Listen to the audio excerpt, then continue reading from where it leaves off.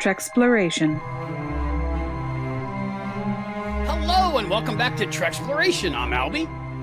And I'm Chris. And today we are talking about Datalore. I think I might be Chris. I could be Chris's evil twin. I'm definitely Albie. I don't believe you.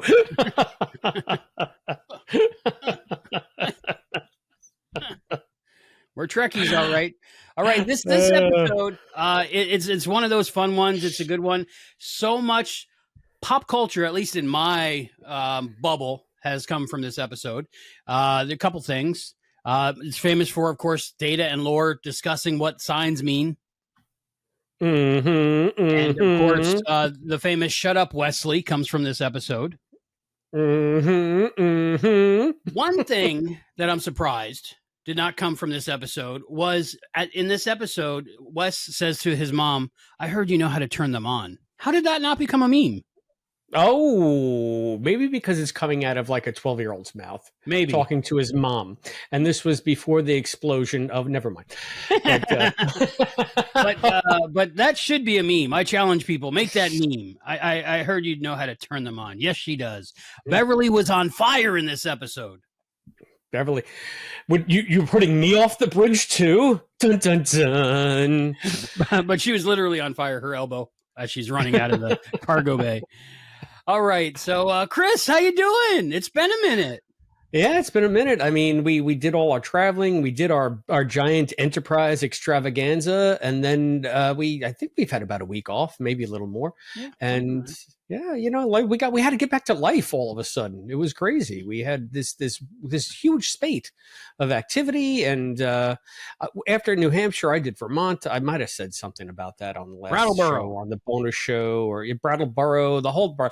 Go back and listen to our last shows. You know what we've been doing, but since then, my life has settled down. Back to the boring grind, the daily routine, and it's nice to be back on mic with you to break up the monotony. I'm so spoiled. We've been doing so much lately that it's just like, oh, wait a minute, I don't have to travel 5 hours this week to go see something cool. Oh well, it's different, right? I took a week to just rest because I was exhausted. Because after we did all that, then Serenity wanted to go to Disney World, so he ended up going to the Food and Wine Festival. She made a video for her channel. Check that out. And then we did SeaWorld. We did Busch Gardens. We did Aquatica, which is a crazy water park in Orlando, which has a lazy river and a crazy river. And we spent most of the day in the crazy river, which is like river rapids the whole time in a circle. And it was insane. So we spent about 7 hours at the water park. And then when we got back to the Disney hotel, we spent a couple hours in the Disney pool. So I was waterlogged. Wow. Okay. Well, I mean, that's a good thing to be when you're in Florida, though, because it's usually about 1,000 degrees. And you did this in August? Yeah. Because it was the last day of August that we went. So, like, we celebrate her birthday now for about a 3-month period around her birthday. Jeez. So that was like the last. We were like, let's go to Disney World, you know, to finish celebrating her birthday at the end of August. Yeah, you're not filling this kid's head with unreasonable expectations about what life should be at all. Yes, I feel bad for whoever her partner will be eventually because they're going to have to provide for her immensely, whoever that may be. Yeah, well, you're doing a good job, sir. You're doing a good job. So that's cool. But we had a blast. But again, real life got behind. Treksploration I got behind. But now we're back, baby. We're talking about Datalore. Datalore. What do you think? First impressions of Datalore, Christopher D. Philippus. Oh, God. I wanted to. That's funny. Data bore. Data snore. I don't like this episode. I'll leave it there for now. How about you, Albie? What do you think of this episode, Datalore? I enjoy it. It's one of those. It's got that feel of the classic series because it's got that creepiness the whole time through. Maybe from the score, maybe just from the sound effects, maybe from the silences in between everything happening. But I love the feeling of it. And I think it's an interesting story. And you got to love, me being a TV fan, I love the TV trope of the evil twin, whether it's on Bewitched or so many other shows. When the evil twin shows up, it's just fun to watch. And then it's always fun to see how they're doing it and who the body double is and where the scene was and all that stuff. I guess. I mean, that's to you. You said it's the trope. And if I'm just going to elaborate a little bit before we get into the discussion and the synopsis and everything, it's just fucking dumb. So anyway, there's a lot to discuss. I mean, there really is a lot to dig into. So hopefully they quote you on the cover of the next set that comes out. Christopher D. Philippus, it's just fucking dumb. Hey, I call it like I see it. And, right. So, unfortunately, I had to see this episode. So. So we differ. So it'll be an interesting discussion. So, Christopher, could you read us? Well, let me read the deets before you read the episode synopsis. We need the deets. We need the hot goss. Datalore, Star Trek The Next Generation, Season 1, Episode 13, filming on Friday the 13th, you and I. Okay. Yes. I don't know when it comes out, a couple days from now, probably, but this is Friday the 13th. I'm going to watch Jason X after this. I'm sure we'll talk about a little bit more after this. Original air date, January 18th, 1988. Writers, story by Robert Lewin and Maurice Hurley. Teleplay by Robert Lewin and Gene Roddenberry. Directed by our friend, Rob Bowman. Rob Bowman. I was reading some trivia. This was Gene Roddenberry's very last writing credit for Star Trek. Ooh, wow. And he did Evil Twin. Gotta love it. Right? Anyway. Episode synopsis, Chris. Would you like my episode synopsis? Is that what you're saying? I would love your episode synopsis. All right. I look forward to them. This could be me or my evil twin reading it. I don't know. But en route to an unrelated mission, the Enterprise finds itself in the Omicron Theta star system, which just happens to be where Data was found. Picard decides to swing by Data's home planet to see if they can learn anything about his mysterious origins. But upon arrival, they find the planet devoid of all life.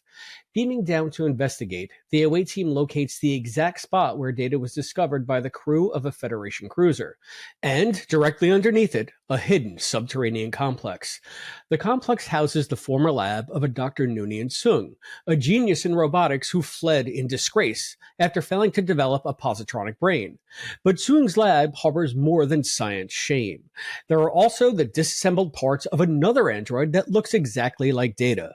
Up to the ship they take it, and before you can say Khan Noonien Singh, Data's erstwhile brother Lore is reassembled and given free reign of the ship, access to its database, and even a cursory lesson on how to operate it, because what harm could that do?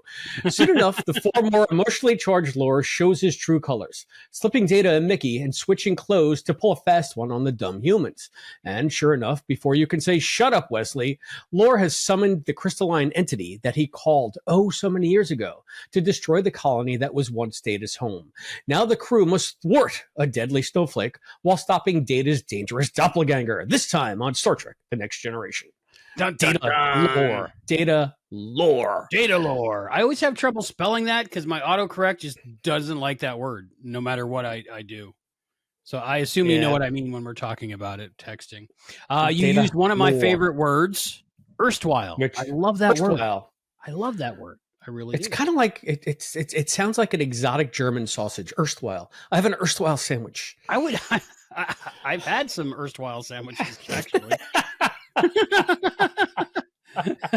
Now they're excrement or maybe fertilizer. I'm not sure. Hey, we have to have the erstwhile podcast, the erstwhile sandwich podcast. Erstwhile. Right? That's the new big thing. Nobody, hurry up, get that domain. The erstwhile sandwich.com. It's like Stephen Colbert's Meanwhile, but it's erstwhile. It covers a lot of history in that. How did you not like this episode? Talk to me. Tell me about it. No. Before I do, should we tell everybody what they think about this episode? They can tell us what they think. Yes, should we go? Let us know where people can talk to us. Yes, before we go all evil twin on your asses. It's not just me and Chris. Like, share, go to patreon.com. Go to YouTube. You can find us patreon.com/Treksploration. You can find us on YouTube, youtube.com/Treksploration. If you're listening on a podcast feed, you can find us on Instagram @Treksploration Pod. You can X us @Treksploration. Send us an email or an evil twin email, TreksplorationPod@gmail.com. Call us at 707-847-6682. And you can also send us the schematics for your twin brother at P.O. Box 542, Bayport, New York 11705. That's P.O. Box 542, Bayport, New York 11705. And apparently this is news to me because it's like Treksploration After Dark. I saw that we were actually turned down for this at first, but apparently we now have an OnlyFans, onlyfans.com/Treksploration. Isn't OnlyFans just like porn? Originally, but now they're trying to be more like just Patreon where people can be fans, but it's mostly just, porn, naked people. Yeah, I don't think I'm going to look up OnlyFans on my work computer is what I'm saying. It might be blocked. Yeah. So here's my thought. We do the same exact show we do here, but we add an additional camera that's just your feet, and we put it down in the corner, and we'll make millions. All right, so now the question is, I was just looking at my toes, and I really have to cut my toenails. Do I leave them long, or do I cut them? Well, you'll have to ask the community. Which is more kink? You'll have to ask the community. But the good part is pedicures are now business expenses. I don't do pedicures. We just had this discussion on another thread that I'm on. It's on. Like, it wasn't us. No. I don't know how this came up. They were talking about self-care and pedicures, and this is my pedicure. I take out the big clippers. Mm-hmm. And then I put my toes over the toilet bowl, and I snip my toenails into the toilet, and then I take a shower. That is my self-care. That's my version of a pedicure. How about you? I trim all my nails in the shower because hot water, I think, makes them softer. I don't know. See, I don't like that because if you do that while they're in the shower, then they get all rubbery. You want a little snap to them so that the clipper can go right through. And then that's why I do it over the toilet. And then you hop into the shower, and then you wash off like all the toe stink, all the nail stink that was underneath those long nails, and then you have fresh, sparkly, beautiful smelling toes. So we're kind of similar. I think I like to do it in the shower so it's all clean and goes away, and I don't have to deal with it, and it doesn't build up, and then the soap can clean up all the rest of it. And it goes down the drain, but I do have the bleach bottle. You know, I used to date a lot of waitresses, so I have a bleach bottle and a Listerine bottle in there just to spray you have down. Bleach in the shower? You sure? That sounds dangerous. You never what if you bleach have yourself soap in the in your shower? eye? And what if you have soap in your eye, and then you reach for the bleach bottle instead of the shampoo bottle, and you blind yourself or something? I don't know. It just sounds like a bad scene. It's a potential bad scene waiting to happen. Hasn't happened yet. One's a spray bottle and one's the pour bottle. So I've been very lucky. I've never got a spray bottle of shampoo, but I might look into that. But yeah, bleach and Listerine. It's an old restaurant trick because you never know what the servers have. So you got to do what you got to do. And both of them kill 99.9%. So you do the math and you're good. This is really an OnlyFans conversation. It's disgusting. Has anybody on a podcast or a YouTube show ever had this discussion? How is this a Star Trek podcast? This is a Star Trek podcast because we are talking about Star Trek The Next Generation, Season 1, Episode 13, Datalore. What is your favorite meme from this one? You got to love those coming up when they're I don't know. Signs wrong. Before we name favorite memes, we got to name some favorite people. We got to name our crew. Do we have any feedback? We got crew patrons? of intrepid Treksplorers. Intrepid Treksplorers. Thank you to our cadet, Listen Linda. Thank you to our Lieutenant Commander, Scott Seligman, Cosplay Dad, One of All, and Fantasy Fan. And thank you, our Captain Charles from Texas, and to everybody else that's joined us here on YouTube and on our Patreon site and everywhere else that you can find us. We're so happy that you're here watching.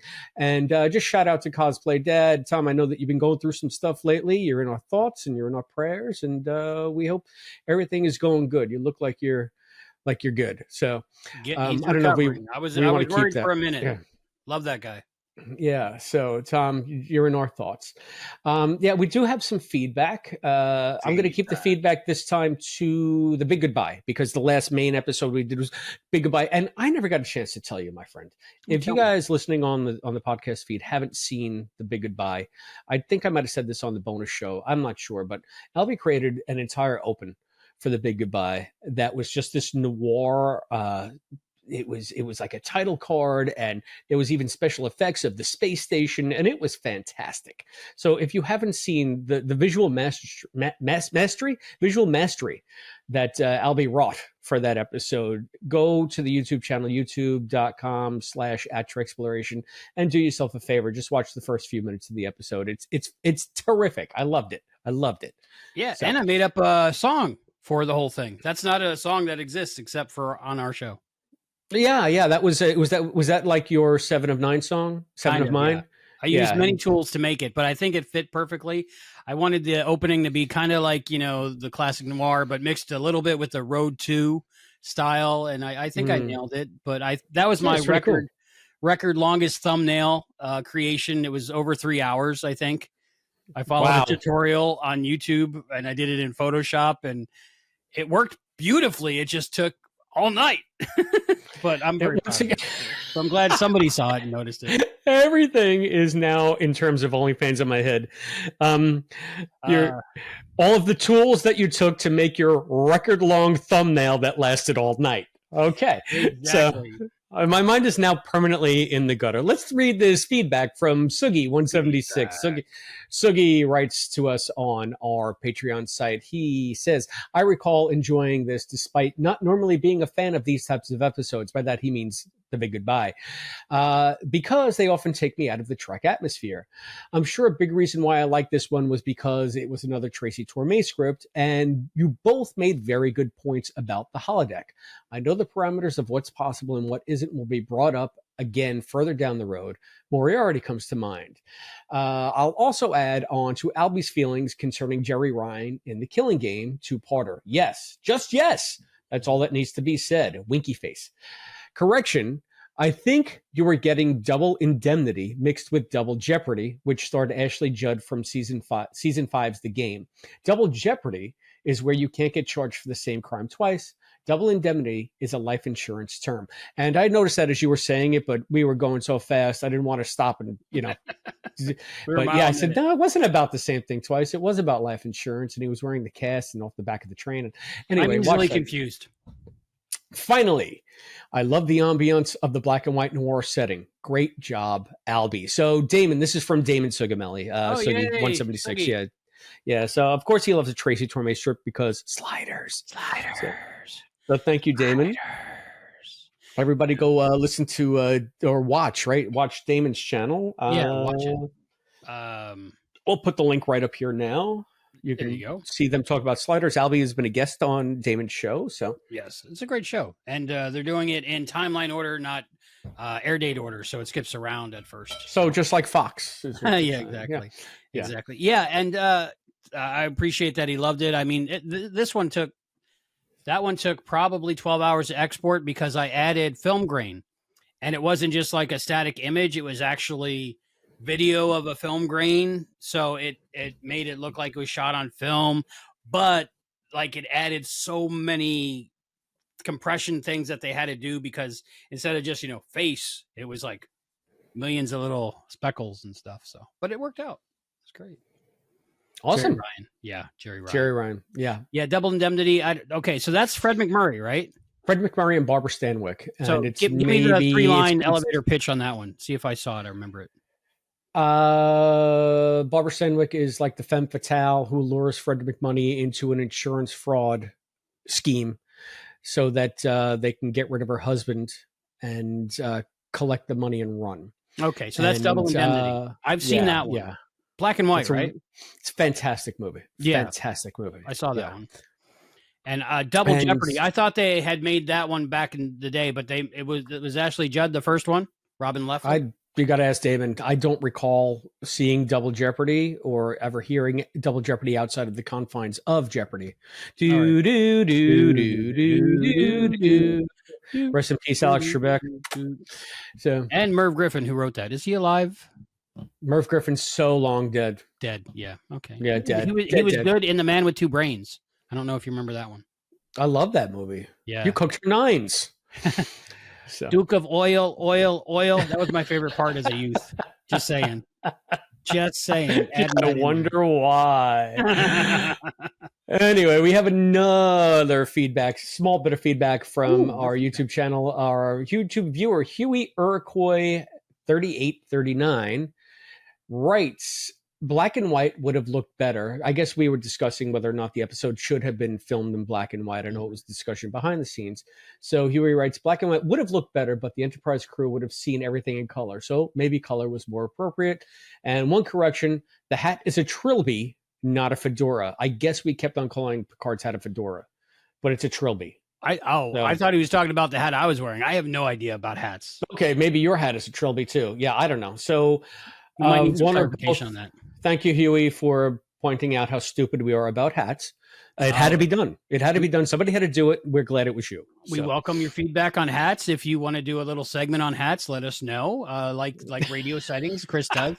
I always love to find things out. I actually am subscribed on YouTube to a gentleman who does like videos on gentlemanly things like hats and canes and the history of this and that and cufflinks. And I just sit there and I'm like, and like mustache wax, like fancy mustache wax, all those maybe kind of things. Like for thousands of years, everybody wore hats, and then one day we said, "No, that's silly," and we don't do it no more. It's weird. My head gets so damn hot. I can't even wear my NX-01 hat without. And then my you head sweat on the hat, hot. and then you can't just throw the hat in the washing machine. So now you got a sweaty, dirty hat. So I never. I mean, you can your baseball caps. They can go in the washing machine, and they should. More people need to wash their goddamn baseball caps. They're disgusting. Anything that touches your skin, absolutely. So it was always a cleanliness thing for me. I just was like, why would I put it? That would be like wearing the same pair of underwear or t-shirt without washing it. Why do people? I don't know. Well, now you can't wash your underwear because we have to sell our underwear to our OnlyFans. Yeah. So, our OnlyFans can give us suggestions. Like my only thought was another outlet for people to find us. So here's a little history with me. What is our OnlyFans? It's onlyfans.com/Treksploration. Onlyfans.com/Treksploration, I believe. Okay. And, yeah. All right. Well, see, you can't, I guess you can, but I can't be on an adult website for too long and keep my interest, maybe 10 minutes. But after that, I want to, watch something totally different, like Star Trek, right? So as a youth, I used to watch adult content for probably 10 minutes and then watch a couple episodes of Star Trek and then repeat. And that was my life for years, right? That's what I did. So I was like uncomfortable with this conversation. But I was like, on OnlyFans, once people are done looking at other people, they're kind of done. Because like after you eat a whole pizza, do you really want another slice of pizza? Not really. You wanted it until you had it, but then you're good. So then what are they to do? Go to a different website or just type in Star Trek on OnlyFans and see what comes up? And there Am I blushing? I feel like I might be blushing. And there we are. So that's a little bit about me. I want to find out a little bit more about you. Happy birthday to your father, by the way. How did that go, your party? Oh, it went fantastic. So my dad usually, his birthday is in September, obviously. And every year we seem to have like 3 parties. So this year was no exception because his birthday was on a Friday. And we said happy birthday to him Friday. And then my sister had something at the house on Saturday. And then I was supposed to have something at my house on Sunday, but I had to work all Sunday. That's why we didn't record on last weekend because of my father's birthday. So sorry about that. But, my dad takes precedence. 100%. But it turned out fantastic because my niece plays bass, and she is part of this thing here on the island called School of Rock, where kids just get together and play a bunch of instruments. And then they have these concerts every once in a while where different groups of kids form a band to do sets. And she had a concert at a place like literally 2 miles from my house. And Laura and I said, you know what? I had to work. And I said to Laura, I can't cook. This is something I've been doing lately. I've been having dinner every Sunday because it's something we all used to do as a family, as kids. You would always be at somebody's house for Sunday dinner. And I've decided to take that to heart and try to recreate that with my family. But it gets to be tiring, especially if you have to work that day. And I had to work on Sunday. So by the time I got done, it's like 2:00. And my niece's concert is just starting a couple of miles away. And I said to Laura, how about we take everybody to a restaurant after the concert, because we knew a great restaurant that was right around the corner from where she was playing. So it turned out to be a beautiful night. We were on a river, beautiful sunny. It wasn't even night. It was like late afternoon going into evening, beautiful sunshine on this river, listening to my niece play the bass. She's really good. And then we went around the corner to another riverfront like restaurant, and we celebrated my dad's birthday again. So you asked, and that's what I was doing last weekend. So cool. Did Jack Black ever show up to any of those? I know he's done that in the past. Not that I've seen. School of Rock kids groups. He shows up here and there. Yeah, no. If he has, I missed that concert. Was anyone dressed like a lobster? I think I would have heard about it. Not that I've saw, but it is that time of year, so you could get poached into a lobster roll around here. So maybe you wait until a different time of year to do that. I don't know. Okay. It could be dangerous. So you went to a restaurant. Have you used the new grill since you bought it? Oh yeah. We started using it the week I bought it, and it's been fantastic, quite frankly.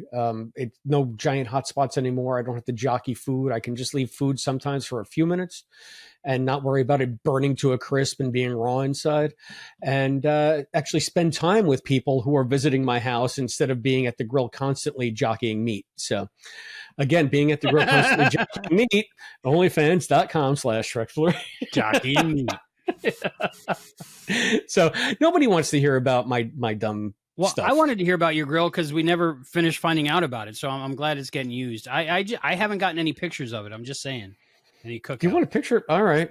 Usually you do send us pictures of what you're cooking. So I'm cooking. I want to smell what the Chris is cooking. All right, I'll send pictures of the grill, and you can put it up on just insert them randomly in future episodes of Treksplorers. Sounds great. Whenever there's a pun, that would apply. So, Chris, first impressions of Datalore. From what I'm picking up, you're really loving this episode. So talk. Yeah. I mean, I gave you the first impressions. I mean, It starts right in the title, Datalore. Like, oh, there's data backstory. Get it? Data lore about data. Data. It's like, what? So dumb. And so much. Data's backstory is so convoluted. I want to know, because you are such a fan of TNG. I have to imagine for TNG fans, this is like a gospel episode. This is like prime mythology episode for next gen, giving you this backstory that you can. But like, so maybe I want to hear from you, like your first impressions when you first saw it and how the episode holds up. And I know that you're saying it's fun, but like, it's hard to remember my first impressions when I watched it when I was a kid, young teenager, because right now when I watch it, it's so influenced by other lore episodes, and like the episode with the 3 Brent Spiners at one time, or 4. Which episode is that where he plays his dad and his brother all at the same time? Yeah, I don't know. That's it's another lore episode. Yeah, and then the one where all the ones where he's interacting with him. I think he does it again in a 2-parter, Birthright, maybe part 1, where he's dreaming and wandering around the Enterprise and meeting his dad and painting pictures of crows or something, ravens. Yeah. I'm not sure. I love how you pretend like you don't know. You know exactly. You know which episode, you know the lines. But anyway, go ahead. It's difficult to not think about those when I think about this and think about the bigger story. But I remember, I don't know. I think it was like I know I referenced it before, but like the Bewitched episode of whenever what was Tabitha's, not Tabitha, Samantha had Samantha's the evil sister. sister. Well, yeah, what She was was a her name? Do you brunette. remember? Elizabeth Montgomery. Yeah, I know, but I mean the evil sister. Oh, jeez. Why don't we call her Penelope? Okay, Penelope. Well, I always thought the evil sister was much hotter than Samantha for some reason. I don't know. Because Maybe brunettes are hotter than blondes. it must be. It must be. No But offense to you, you blonde. You're a gorgeous blonde man. thank you. Okay.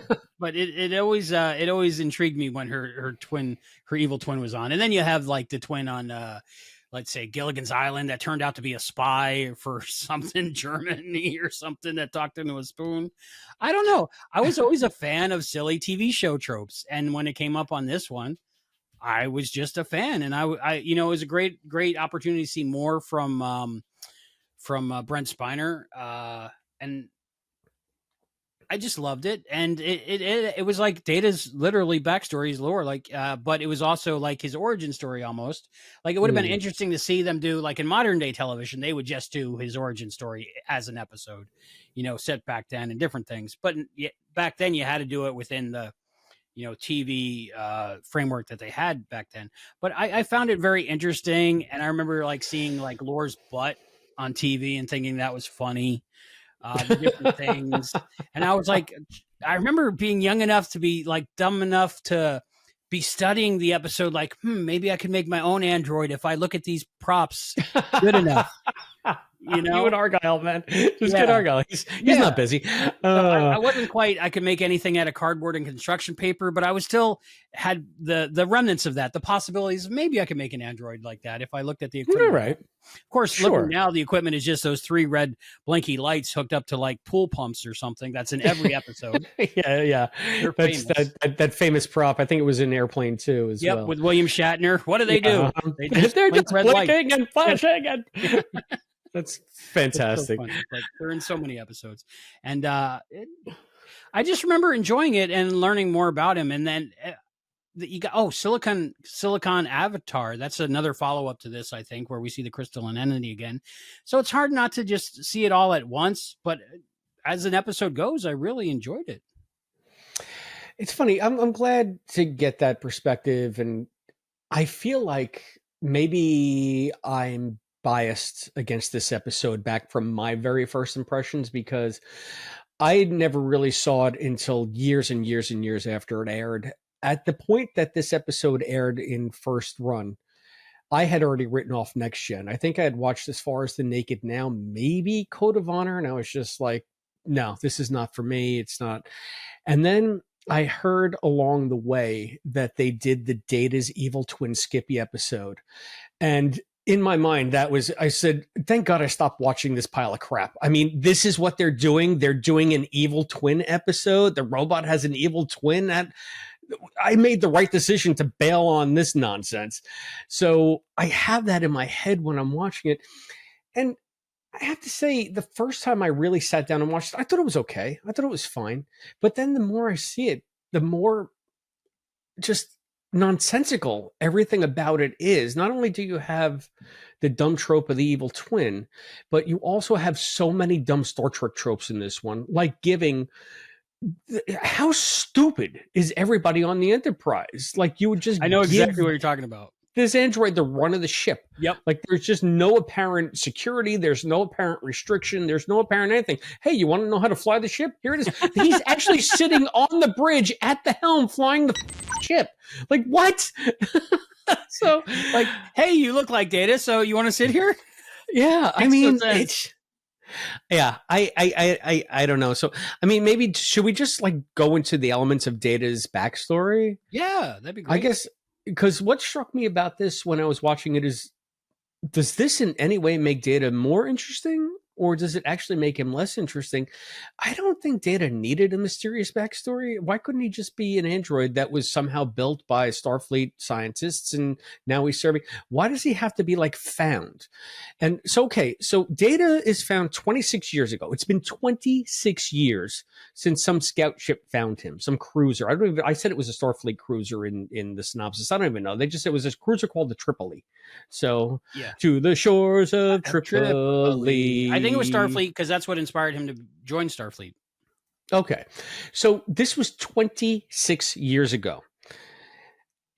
Nobody has gone back to this planet since then to figure out what happened to this. Was this a Federation colony? Was it just an independent farming colony? Was this a scientific colony? And the colonists are all apparently gone except for Data lying on a rock.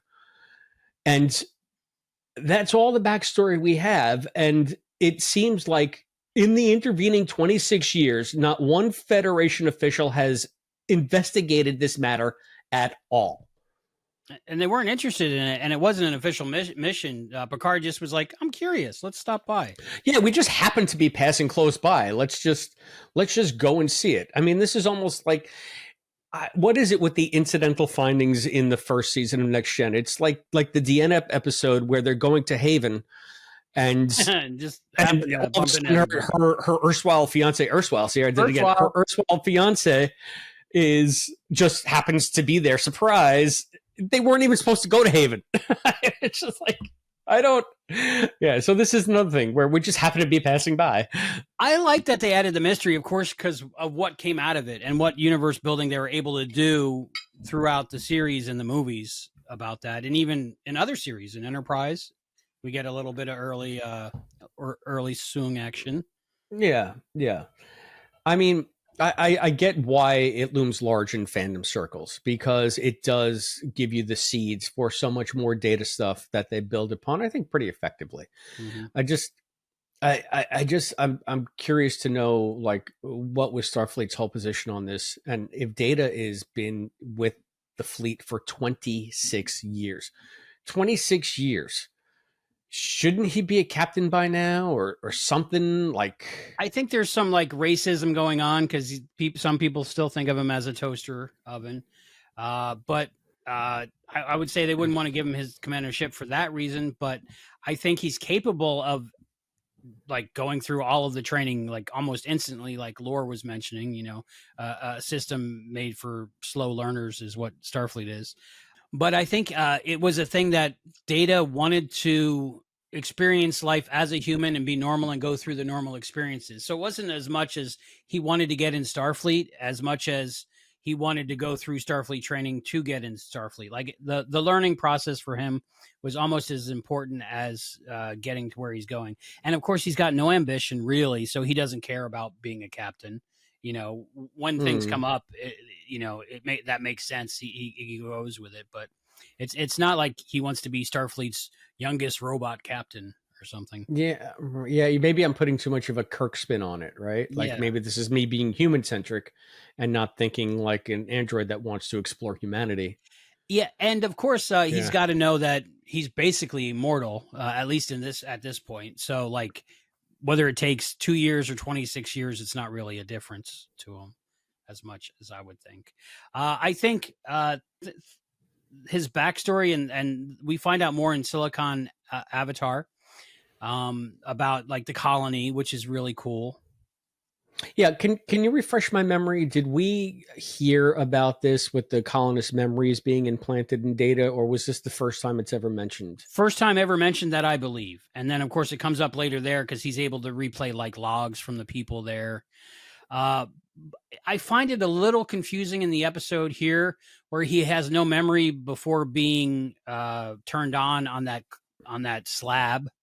Mm-hmm. You would think he would be turned on and off according to different things, testing and different things, but maybe his memory was wiped before just to keep the colonists' logs and memories in there.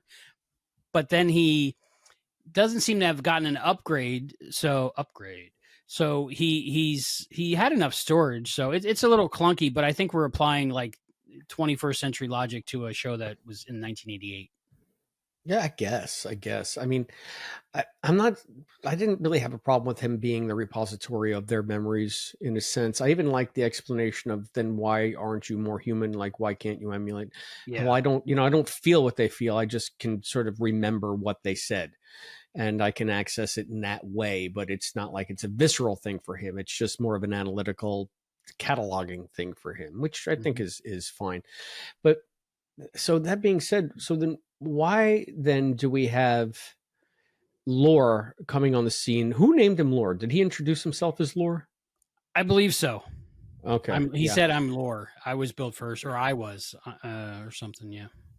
No, Data was built first, and he was imperfect, and then I was built. Is that what he said? That's Yeah, what he something said. like But that. it was yeah. a lie. And liars It was very a- rarely, in my experience, admit to lying. So that was interesting.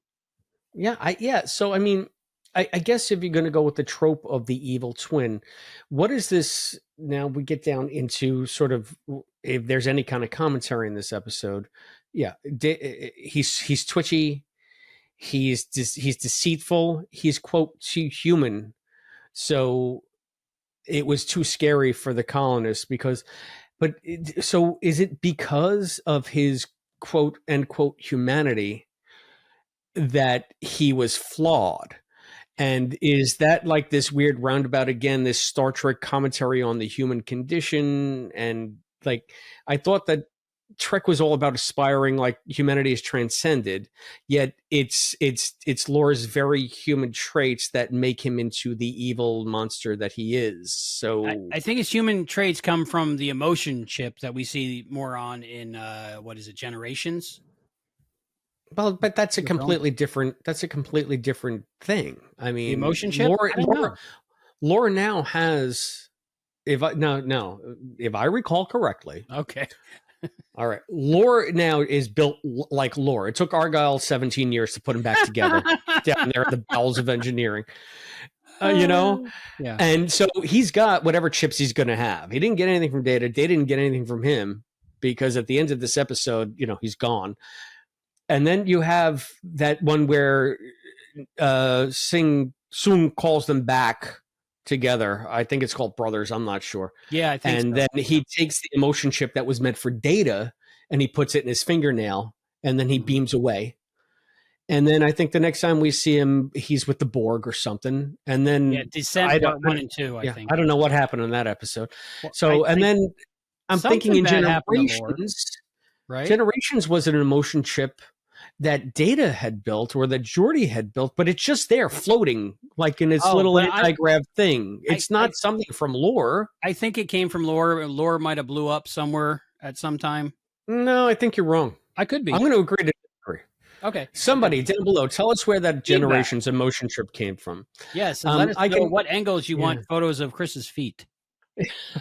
And do you want my toenails cut or uncut? Right. So, I mean, I think that maybe also when I first saw Generations, that was like the first Next Gen I had seen in years and years and years, and I loved it. So if that chip had an origin story, I wasn't in a position to know about it, and I might still be ignorant of it. So you could be right. You may be right. I may be crazy. Right. But it just might take a lunatic. Is what we're looking for. Right. I think you mentioned one of the biggest glaring parts of the episode that falls down for me is in the script and as acted in the show. Chief Engineer Argyle. We finally get a chief engineer for Next Gen. It's Argyle. Hopefully he lasts all 7 seasons. We'll see. But between him and Beverly, they're so confused how to put Lore together. And apparently there was some miscommunication with the prop guy or something. Because if you look at these props that are pieces of data, pieces of lore, they're literally, they snap together and they're held together by magnets. And there's you can't put them together wrong. I mean, they could put me and you in that room and we could have them assembled in this 10 minutes. And they're just like looking at it like, I wonder how these two parts go together that clearly go together. And then Data, do you mind if we look inside of you to see how we put these together? And nobody's like, dude, you do this and you do that and you got that. One potato, one potato, one potato. Yeah, even Data's baffled as to how he's constructed, even though it looks so easy. What I would love to have seen is they opened like a panel on Data and you see his yarn guts. Where are you stealing that from? Old yarn guts Corby. Was that Corby. Us or was that somebody else? That was somebody else probably. No, old yarn guts Corby. Right? Or Mud's. Mud's androids, I think. It's all yarn and wood. Your circuit board is made out of string and cardboard. Yeah, there's the problem. Sorry to say, but you got taken when you bought this ship. It's but that's a big hurdle to get over. So the only thing I can do in universe is think maybe I'm looking at it out of the past, and I don't understand that technology that is so advanced that putting it together is not just the thing. You know, I look at it this way. It's how I retcon how clunky things are on the Enterprise, even though it's supposed to be in the future.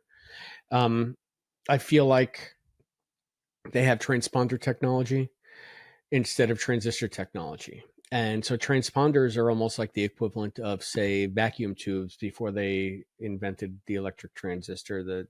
So that's why you have radios that were consoles, because you needed like an array of 7 tubes in there, and tubes are like this big, right? I got a bunch of them. So the transponder is kind of that equivalent for the 24th century. Mm-hmm. And as things progress, they get smaller and smaller and smaller and smaller. So things get more streak and more streamlined. And I think I kind of said the same thing with why the NX-01 was so submarine and clunky like. Mm-hmm. And then Kirk's Enterprise is so Art Deco and huge and empty. But even now, if you look at next gen compared to TOS, you can make that same comparison. Mm-hmm. Mm-hmm. Things are always getting smaller. So I don't know how we got on this, but I think that maybe it's kind of the same thing. Like, we don't know what we don't know about how data is constructed. So it looks easy to us. It looks clunky to us. It looks very rudimentary to us, but it could be just like transponder technology. Once you got into the guts of it, you'd be like, this isn't a transistor. What the fuck is this? What do I do with this? This is indistinguishable from magic. So... It's like a caveman looking at an iPhone. It's a square rock. I mean, it's a rock, but no, inside it's much more complicated, even though it's still a rock. Yeah, I guess. Complicated magic rock. I could still beam you over the head with it. Defense mode. That's right. Yeah, and even the cutting into data and looking in, and there's just some wires, and they're just looking at wires in the middle of his torso. It's like, yeah. So answer me this, like if Beverly can do a full body scan on like Deanna to figure out disease, or Picard or whatever, why couldn't they do the same exact thing as a diagnostic on Data to know all of his systems? I understand, again, that Data was found. We don't know Data's origin. They apparently don't even know that Soong built him and that he has a positronic brain. That's another sort of weird plot hole, because they eventually start calling Data's brain a positronic brain, but they're saying that Soong kind of fled in disgrace because he promised the positronic brain and he was never able to do it. So he just left the scientific community in shame. Right. And there was no mention in that scene of, well, he obviously succeeded, because there it stands. Right. So, and then I guess maybe they retconned it to be that Data's brain is positronic, because they just like the word. So fucking stupid. It kind of makes this almost retro sci-fi now, which it's sad to say, because, you know, I guess I'm getting older and the world is evolving, and this was high-tech sci-fi fantasy, but now it's as old-fashioned as space air. But like with AI technology and technology learning to imitate humans for different things, Data would just be a normal person, and he could be gold if he wanted to, but he wouldn't look any different or act any different. So I found that, like, I was like, oh yeah, he would definitely know how to sneeze, because I think even the new androids that are out by Tesla and a couple other companies can sneeze, right? I don't know. I don't follow androids because I don't want to incur their wrath. I figure if they don't notice me, or if I don't notice them, they might not notice me, and then when they take over the world, I'll be spared. I don't know. Yeah, go. No. Well, I'm just thinking, if we're going to stick on that sneezing scene, Data's trying to sneeze. Like, he obviously knows that sneezing is an involuntary reaction to some kind of, invasion into your sinuses, right? Whatever it be, allergens or dust or whatever. He doesn't have sinuses like we do. So why would he be trying to sneeze? Maybe he knows that he empirically cannot sneeze. That's number one. And number two, when he can't get it, he gives like a, it's almost like he's blatantly showing emotion again in these first seasons, even though he's emulating them. Probably it's before we got into sort of that more staid, stoic groove that Brent finds as he gets more and more comfortable with the character. So at least Data's somewhat, even though it's the dumbest freaking scene in Star Trek history, Data is still somewhat interesting to me here as just this weird other. It always reminds me of the scene. I think it's in season 2 where Data's trying on a beard. Maybe that might be in season 1. I'm not sure. No, I did. Sure. Yeah, you're probably right. Yeah, you're right. Yeah. Anyway, it's we got episodes to go for that, but you think in 26 years he would have explored some of this stuff already? Yeah, like he would have got a handle on sneezing. Maybe he just got around to it. But then, like in other things, he says like 1.2 seconds or something. For me, it's an eternity. Right, so right. 26 years of seconds. Very long time indeed. Yeah, forget about it. You know, I guess we can't look too closely behind the curtain. You know, or under his yarn guts. So you got. I understand you got the same impression of me of this is basically kind of like a retelling of The Enemy Within. Yeah, you had brought up the Twitch in your notes. Albie's notes say, let's see, Lore's facial tick similar to Kirk's scar from Enemy Within. The scratches on Kirk's face in Enemy Within were the biggest non-element to the story. They made it so that you would have something to identify him as the imposter, but then he goes and covers it up because Kirk has foundation makeup in his room for some reason. I think it was Duran's room, wasn't it? No, he went back to his quarters and he had the makeup. Oh, wow, interesting. Yeah. That's where he kept his guy liner, I guess. But yeah, he did have guy liner a lot. Spock had a lot. But it's just like, why make it so that you have something that you can use as like sort of it's the red, it's the what's the word I'm looking for? The tell, I guess.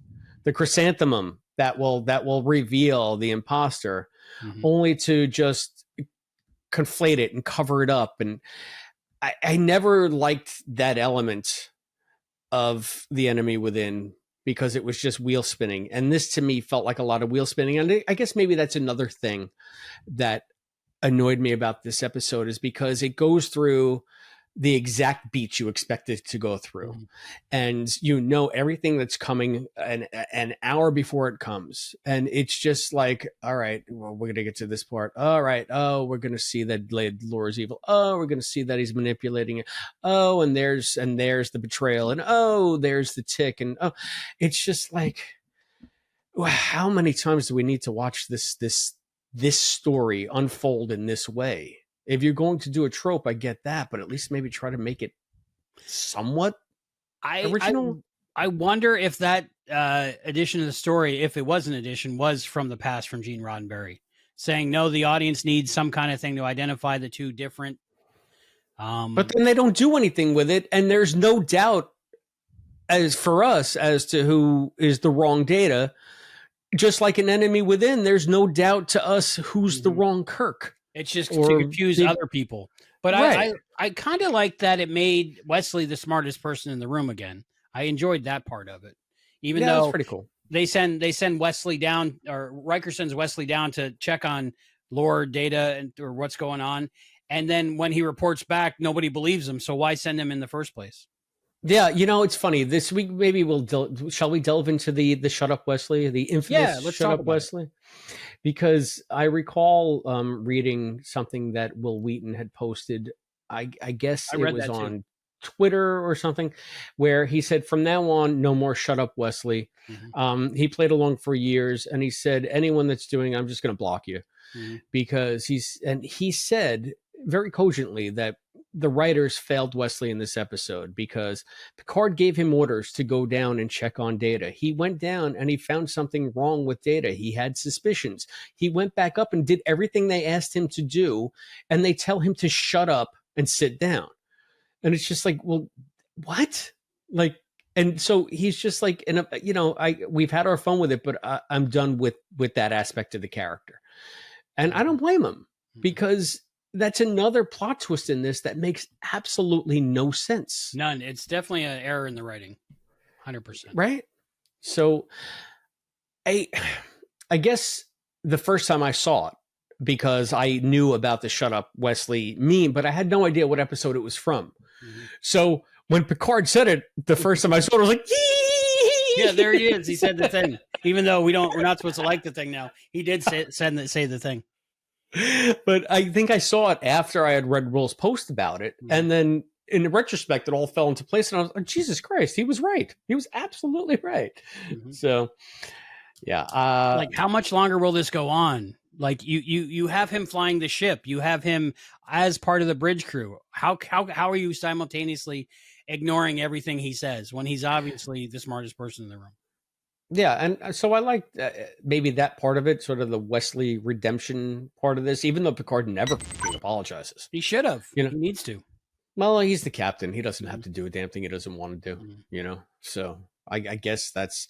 But if there's a bright spot in this episode, it's Wesley's righteousness, maybe. Yeah.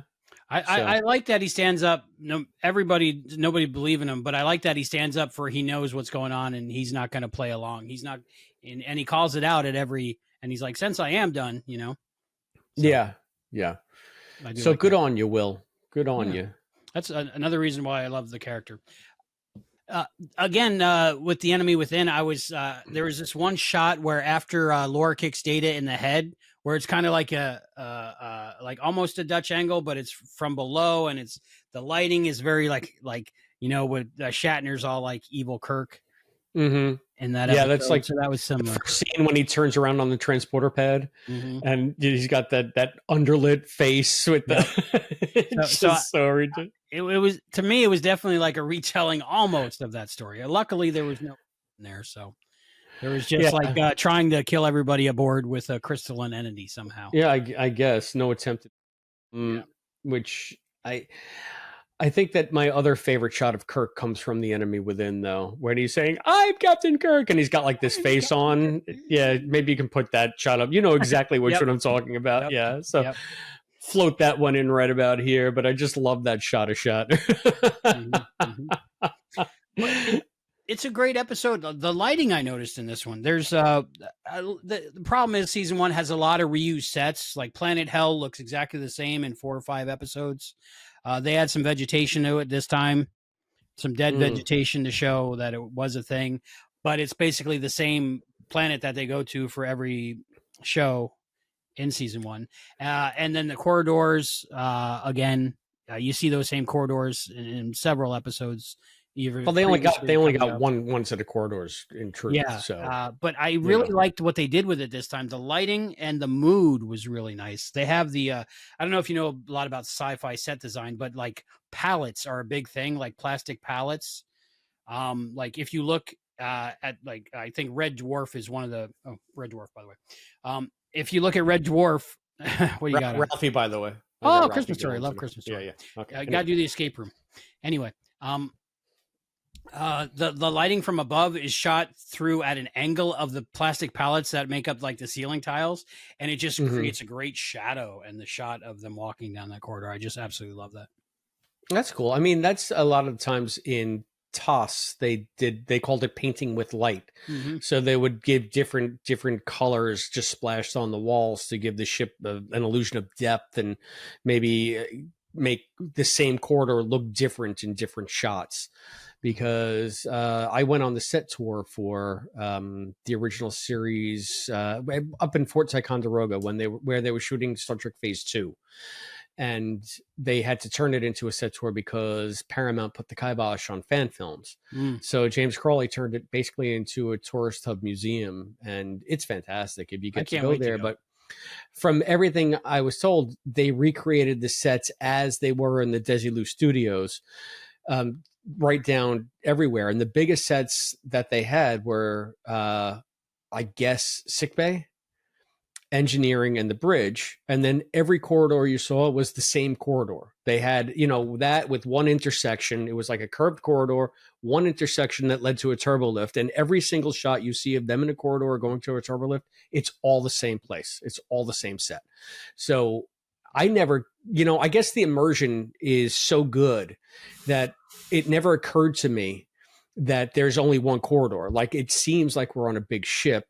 And again, to go back to what Will was saying, and I guess maybe to your point about the way they lit it and all this, he's saying that there was one part in the set where he could go where you were in the curved corridor and you couldn't see anything but the ship. Like there was no exit. And he said he felt like he was actually there immersed.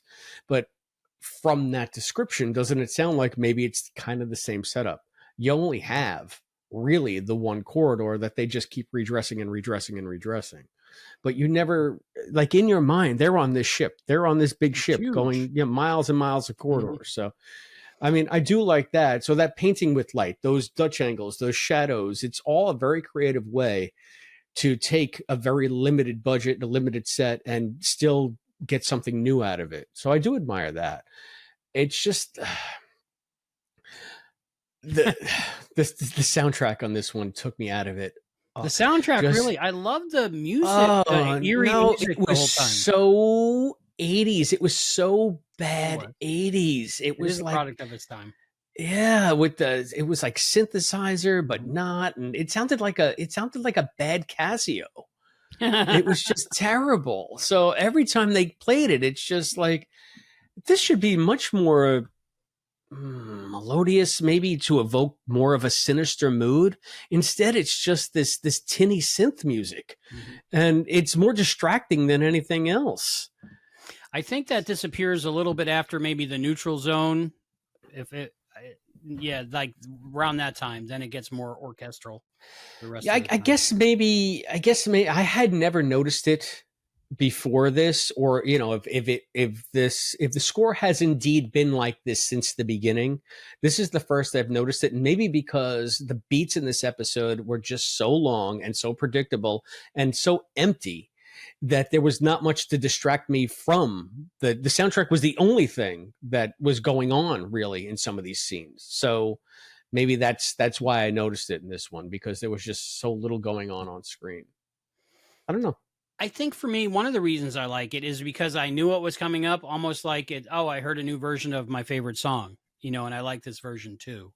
Or this is another production of a show that I love, because even back then, I probably had seen so much television that I could tell what was coming a mile away, almost as much as I could now.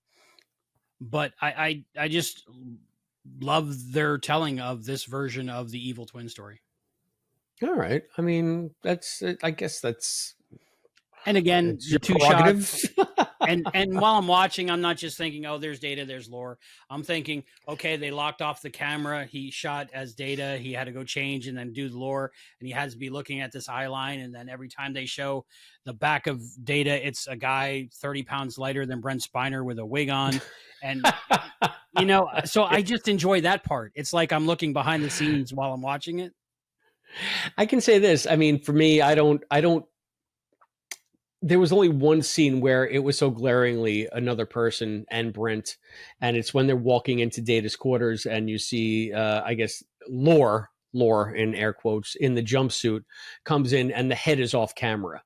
And it just made me laugh because it reminded me of Police Squad. They always had the character that was so tall that all you saw was like his shirt, but you never saw his face because his head was always. No, Hightower was that was Police Academy. Oh, okay, that's right. Yeah. Who am I thinking? OJ played him in the movie, but he was somebody else in the TV show. In the TV show, I forget what they called, but I think he was in the movies too. Yeah.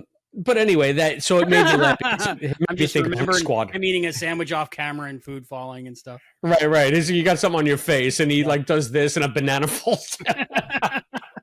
Police Squad is amazing. I love it. Yeah. So I mean, and so I never lost other than that one scene, I felt that immersion. Like I never said, oh, there's the stunt double, there's the two shot, there's the split screen. For all that I disliked about this episode, I think it was shot very well in a lot of different respects. And for a bottle episode, especially creative, right? Because I guess they needed an extra day of shooting for this one to get it done because there were so many script rewrites. I was reading about it in the I guess the Next Gen Companion. Larry, the great Dr. Trek, Larry Nemechek's awesome fella. Yeah, and that time looking in my eyes, telling me things. Look at that guy, amazing. And it wasn't just 5 minutes of hello; it was deep conversations. There you go. But from what I heard about this story, the original concept was that this was going to be a female android that may be a love interest for Data, and then they changed that to the evil twin trope. And I think Brent was kind of instrumental in getting that switched. Oh, I could Like see that. maybe the other script wasn't working. Who knows? Or maybe he just wanted to once again expand away from the robot thing and be able to have some fun. So I guess it's another example of some bravery in the first season where, like with the Dixon Hill thing, you're already sort of breaking the character norm and putting these characters into a different situation, even though the audience might not really know them that well yet. So it's kind of like you're doing the same thing here with Data. We're just barely getting to know Data, and now you're showing us a Data that's playing against type. So usually you'd save that for like a second episode or I'm sorry, second season or third season when all this stuff is starting to get a little stale and you need to shake stuff up. It's like the equivalent of introducing the new baby on the seventh season of your favorite sitcom. Alexander, I don't want to be a warrior. Right. I forgot all about. I was thinking of Andy from Family Ties, but that's just same actor, Brian Bonzall. I believe so, right? Oh, holy crap! I believe it's the same actor. Yeah, I feel like that was all up here somewhere. Maybe that's why I went to Family Ties. That we've been together for a million years. Sha-na-na-na. Sha-na-na-na. I think that's why we watch most shows we watched back then. Is just we like the theme song. Yeah, I guess. Show me that smile again. Which is that one?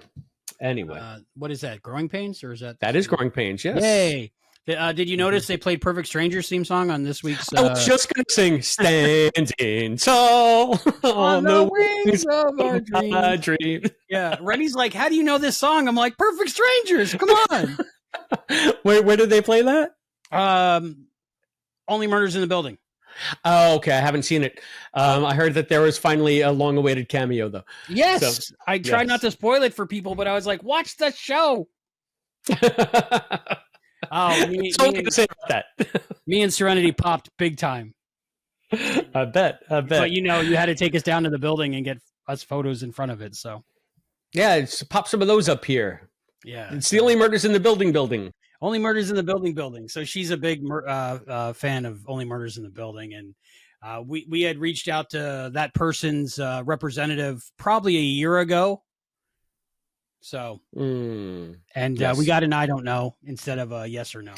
I love how we're talking around this as if anybody watching us doesn't know what we're talking about. Aren't we devious? Yes. So, of course, it's Ron Howard's brother, Clint Howard, because he's in everything. Oh, okay. He's Only Murders? Wait, I'm so confused. Are we still talking about murders? Yeah, no, yeah, Only Murders. Serenity and I went down a Clint Howard rabbit hole, and I because what were we watching? Never mind. What is Clint Howard in what was it, Voyager? Clint Howard was Blaylock in the Corbinite Maneuver. But he's been in every Star Trek series. Yeah, and he was Buttons and Bows in Strange New Worlds. He was in there during Enterprise. The Klingon he was War. a Ferengi. He was a Ferengi in Enterprise. He was an Orion. He was at an Orion trading post in Disco. I don't know what he was in Voyager. If he was in Voyager, I don't think he ever made an appearance in DS9. I want to say he was in both, but we were watching the Bell Riots. Was he in the Bell Riots one? I don't know. Oh yeah, he was. He was the person who said who had Jadzia's comm badge and was like, "Whoosh, I'm invisible." And Julian was like, "I can barely see you." So yeah, that was Clint Howard. And then I was telling her it was Baylock, and he was in all these series. So then we went down a YouTube rabbit hole of Clint Howard and Star Trek. So there we go. Long way to get there, but that was the fun parts. So you think this is the last time we see Biff Yeager as Argyle? That's what I hear. According to all the books and stuff. So no more Argyle. I'd love to see. Did they do him on Lower Decks at all? Was there ever an Argyle shout out? If there was, I don't recall it, but there's a lot of shout outs for Next Gen on Lower Decks that I barely get. So I'm not the guy to ask. When you go through them again, I think isn't that premiering next month, right? Season 5 of Lower Decks. It's coming up soon. Yeah. Speaking of Star Trek Day this year, Paramount totally ignored it. There was a 37-second clip So did we, because I had to go to my dad's second birthday party. Sorry about that. So was your dad born on the day Star Trek premiered, or thereabouts? Maybe, September yeah. 8th? What is your dad's birthday? September 6th, I believe. Okay. So close enough. What year? I don't recall. You don't recall your dad's birth year? No. I mean, why would It's I? got to be older than yours. My dad was born in 29 in the 1900s. It's somewhere before 1970. Because that's when you were bornish. Yeah, exactly. So it had to be somewhere before. He might have been a little kid when the original Star Trek was on. No, he was a grown man. Was he? I mean, I was born in 1970, so that's true. Obviously, 66. Yeah. Okay. Yeah. Wow. But how did we get on my dad's birthday? Oh, I brought it up. Happy birthday, Pop. Happy birthday, Dad. Right. So Star Trek Day. So you're saying they only played like a 30-second clip of something somewhere? Yeah, usually they do like a gathering and people talk, and it's on the CBS or Paramount Plus now. And it's on YouTube, and they have different hosts, and they, honor people, and they promote new things. And it was just like there's like, I think they released the first episode of each series on YouTube for free, so people could see those. And there was a couple clips of Star Trek Lower Decks released, like a 2-minute scene, which was cool. We got to see some Tindy action there.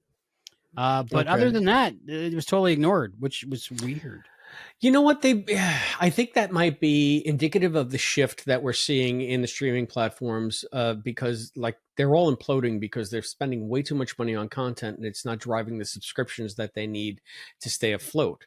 So that's why Star Trek is no longer exclusively on Paramount Plus, because it's not making them any money just sitting on that platform. They can sell the rights to Netflix or to Max or whatever, and then it generates revenue for them, much more so than the churn that you get from people watching 10 episodes of Disco and then canceling again or whatever.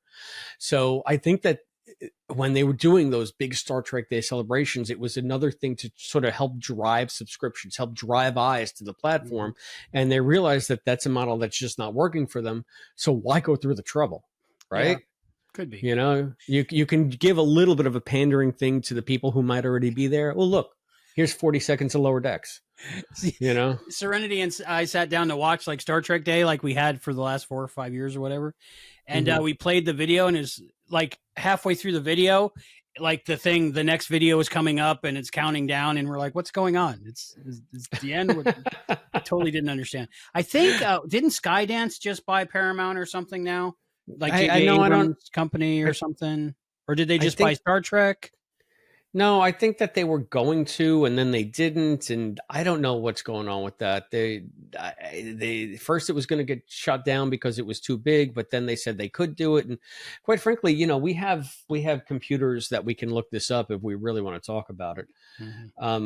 Or do you want to just like forget about that stuff? Because I feel like now we've done more for Star Trek Day than Paramount has done for Star Trek Day. Absolutely. But the moral of the story is Lower Decks is coming up, the final season on Paramount Plus for now. Yes. So we'll see. So, I mean, shall we talk about the scene that launched 1,000 memes? I would like to.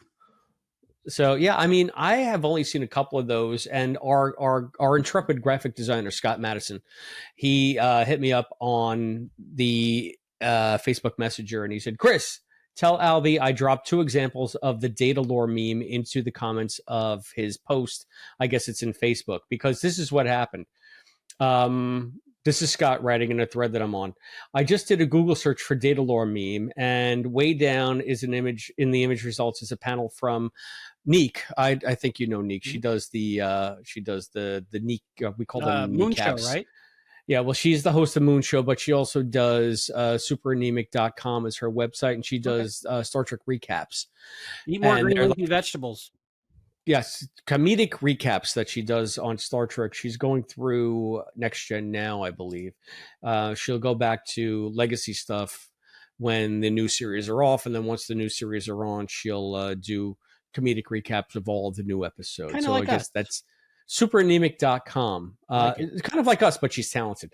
But anyway, and I wrote back to Scott, hey, we're about to record an episode of Datalore. I literally just finished watching it. And he writes back, I saw your Facebook post. That's why I was searching it. And I write back, I'm not on Facebook anymore. You know more about my show than I do. So he wanted you to know that he posted some instances of the Datalore meme into the posts that you did on Facebook. So I don't have Facebook, so I can't look it up. I want to see them for myself with my own eyes. But why are they always pointing at a sign? That's what I want. Well, because they both have a differing opinion of what the sign says. Right. So No, it's usually I with get that, but it's not really based in, it's not grounded in what was going on in that scene in the episode. It's completely separate context, right? Right. And it's just a way like Data says something, but Lore's like, but it could say this too. Yeah. Kind of thing. Okay. So Yanni and Laurel, that thing freaks me out because me and Rennie hear the exact opposite thing every single time. Have you done the Yanni Laurel thing? No, what are you talking about? There's a audio recording of they're either saying Yanni or Laurel, and they sound completely different, right? But this audio recording, depending on your hearing and your brain, you hear either Yanni or Laurel. Laurel, Laurel, Laurel, Laurel. And two people can be there at the same time, just like the black and blue dress, the white and gold. Yeah, it was the gold. Yeah. What color dress did you see? And I feel like I heard both Yanni and Laurel. I think I saw the blue. I saw the blue and black, but then at one point I saw the white and gold and freaked me out because it was the same picture. And when somebody first showed me to him, I'm like, you're showing me two different pictures. Heal Thy Burgers. Heal Thy Burgers. I don't get that one. Oh, Healthy Burgers and Heal Thy Burgers. Oh, I saw Heal Thy Burgers. Oh, Healthy Burgers. Okay, now I get it. Okay, gotcha. Okay, so there we go. This is so great for audio. Us looking on Facebook. When I heard that Yanni Laurel thing, I did listen to it, and it kind of freaked me out too. It was like that scene in Lost when they picked up those radio transmissions of the guys just saying the numbers from the hatch, and it's just like, why is that creepy? But it's just so freaking creepy. It was. And then they played that great song. I love that song. What was that song? Make your own kind of music. That's when they introduced Desmond, brother. Yeah, man. Desmond. As soon as that came on that show, I played that over and over again for months. I couldn't get enough of it. Okay. Carpenters, I believe. Gotta watch it again. So you had never seen any memes on that before that? I've maybe seen 2 or 3 of them tops. I think. I didn't know it was like its own cottage industry. I think the one I put on the episode that when we were promoting this episode, it was the billboard that it was from like Timex, and it said "Strap on Time." But it's also strap on time. It's depending on how you look at it. Onlyfans.com. Chris's feet. /Treksplorers. Let us know whether he should get a pedicure or just trim his nails normally or let them grow. It's up to you. I won't be taking part in strap on time, but no strap on time. I'm not kink shaming anybody. No, not at all. Not at all. So we gotta bring the revenue in so we can keep doing this, So I guess. You gotta do it. We gotta do it. If we gotta show your feet, we gotta show your feet. All right. So what do we do now in the show before we go back to our cleanup and wrap up? Don't we do like episode crush? Episode crush. What was your episode crush in this episode? Oh, it's gotta be Argyle. We honestly don't know how to put this together because this goes to that, and I don't know. There's even magnets that help us guide it together, neodymium magnets. So I don't know. Argyle was a bad engineer, so maybe that's why he got fired. I don't know. I mean, I feel like somebody needs to give the guy some love sometime, somewhere. So I'm going to give him a little bit of love. Argyle was my episode crush. How about you? Beverly, 100%. Beverly was on fire in this episode. All right. Well, when you say that, I mean, there's a scene where she's literally on fire? Yeah. Laura says a payment for your son's whatever. And he shoots him with the phaser. Shoots her with the phaser on the way out. And she runs out with her elbow up on fire. Oh, I didn't see. I was probably writing some notes at that point. Like, wow, this is even worse. Even worse than I thought. Even worse than that. But that was interesting. But then she comes in later with her jacket off because, of course, it was on fire. But she's got a burned out area on her uniform, so that was cool. I think they should have put some like red makeup on her skin because she was supposed to report to sickbay afterwards. Gotcha.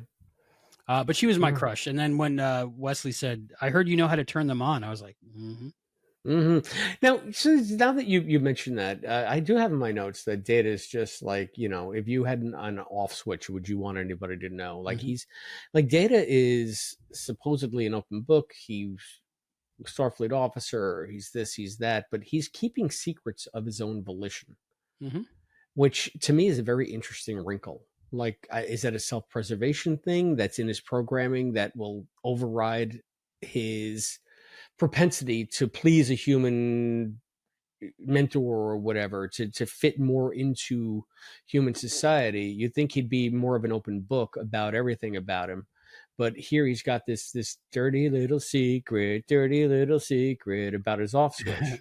I want to think in my head that one of two things happened. When Sung was writing all this code, he put in there, do not reveal to everyone you have an off switch. The other thing I'm thinking of is he's been living 26 years. Probably Boothby told him at Starfleet Academy when he was going around telling people he had an off switch. Boothby was probably like, not a good idea. Maybe. Not a good idea. All right. So I'm going to chalk that one up to Boothby. What was your favorite part of the episode? The most hilarious thing I've ever seen in my entire life. What are these kids' drawings of the giant killer snowflake that's literally wiping out their civilization? Why do they have this series of drawings, like a refrigerator kindergarten drawings? When did the kids draw them? And under what context? Like, why did the kids draw them? And how long after? I mean, from everything that you get in the episode, it seems like they're running down there in mortal terror of their lives because this crystalline entity is killing everything on the surface of the planet. So, my first thought, it was coming towards them, and they grabbed the crayons, right? But then I was like I was cranking those gears. Smoke was coming out of my ears. And I was thinking, okay, so these people took refuge in the cave and they were hiding from, and we learned later on in the episode that actually Susan Dial's in, friend of the other show we do, where she plays Riker's girlfriend, and they're all running towards the cave from the crystalline entity. I think that's Silicon Avatar as well. And the Silicon Avatar, the crystalline entity, is killing everybody, sucking up all the life, but there's something in the cave that blocks the life force sucking ability of the snowflake, right? Okay. So I'm thinking they took refuge in the cave, and the cave just happened to be the mineral that blocks whatever power the crystalline entity has. So they were trapped there for quite some time, like almost like a bomb shelter. And then part of me is thinking, okay, the kids are drawing it because, the therapists are saying, get your trauma out and draw the pictures or something, or maybe they're just excited and don't realize what's going on. But then the parents post them like they would be on a refrigerator, like, hey, look what my son made. Right. So, and all four of the artists, the children, their names start with J. It's J.M., John B., Josh, and Josh M. So then my brain went down like a path to going, okay, I think they only decided to save everyone where their name started with J.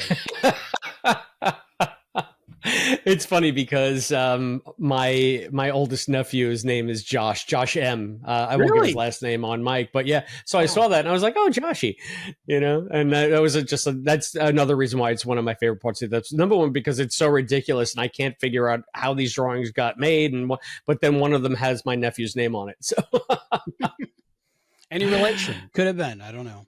Right. I don't know. Maybe he ran from the crystalline entity. How about you? What's your favorite part of the episode? Well, still on the drawings, real world, they should have got 4 different artists to make those drawings because those stick figures all look the same. So I think one kid drew 3 of them, and somebody just put their name on it. Don't all stick figures look kind of the same? These were specific because, like, instead of like the arms being like a line, they were like boxes. It was interesting. I don't know. I mean, it's Al the bartender said to Sam, don't all boys look kind of the same? So my favorite part of this episode, maybe the Wesley of it all. I was a big mark for Wesley back then, still am. but I just like Brent Spiner's performance, I think. And yeah, so maybe Brent Spiner's performance and Wesley being Wesley and saving the day, which he got a lot of crap for back in the day, but I love it because he was me on the show while I was watching it. Yeah. That's another thing that I thought of that I almost kind of missed. And I was like, if Tracy Torme might have gotten this episode instead of who was it that came up with the story? And then Maury Hurley. Well, Hurley. He was known for rewriting stuff too. If you watch Chaos on the Bridge, right? Yeah. I guess Robert Lewin had the story originally, but if Tracy Torme had done it, I would have liked to see where towards the end of the episode, they both had like a Starfleet uniform on or both had a lore uniform on and they were doing the scramble on the floor. And then we lost one of them.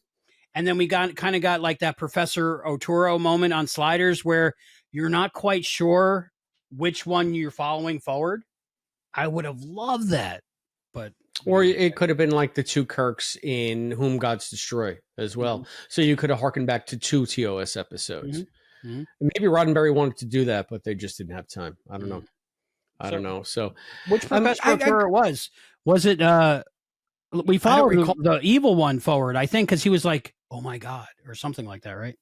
I don't recall the episode. No, it's been so long since I've seen Sliders. I want to say it's the one where the universe that they slid into, instead of like sports stars being like famous and everybody trying to emulate. Oh, yeah, that was a good episode. That was probably the most well written episode of Sliders because just the concept is really cool. Yeah, because like the geniuses and scientists and mathematicians, and I wish the world was like that. A lot of us nerds, have favorite scientists and favorite mathematicians, and they're like, "Oh, Michio Kaku, what he's saying," But at the end of that, I think the two Oturos were fighting, and then one went through with the rest of the team, and then we see Oturo still on this reality, and he goes, "Oh my god," or something like that. And they never followed up on that? No, but so I think going forward, it was a different one. Anyway.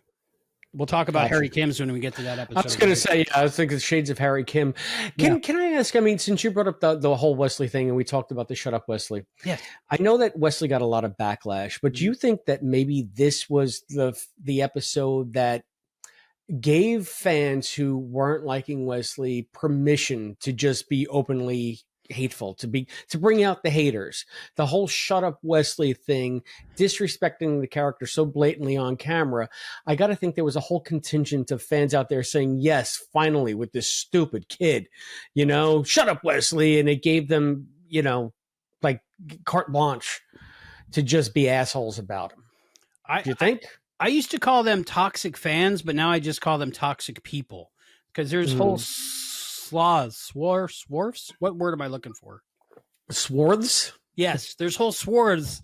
May the swarths be with you. Yes, exactly. Of humans now that are just toxic in every way, and we won't speak of them because we don't want any of them to show up behind us like Candyman or anything. Right. Say that again. But those toxic people. I think they latched onto that, and those were the people that missed the point of the whole thing, and usually miss the point of a lot of things, to where no, Wesley was right and Picard was wrong, and you should be on Wesley's side on that. So I think it's a dividing line between empathetic people and assholes, maybe.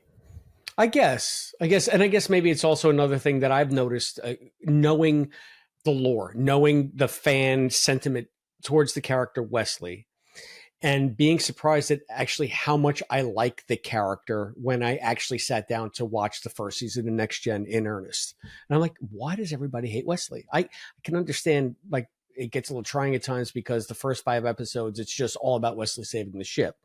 But I think Will always did a good job.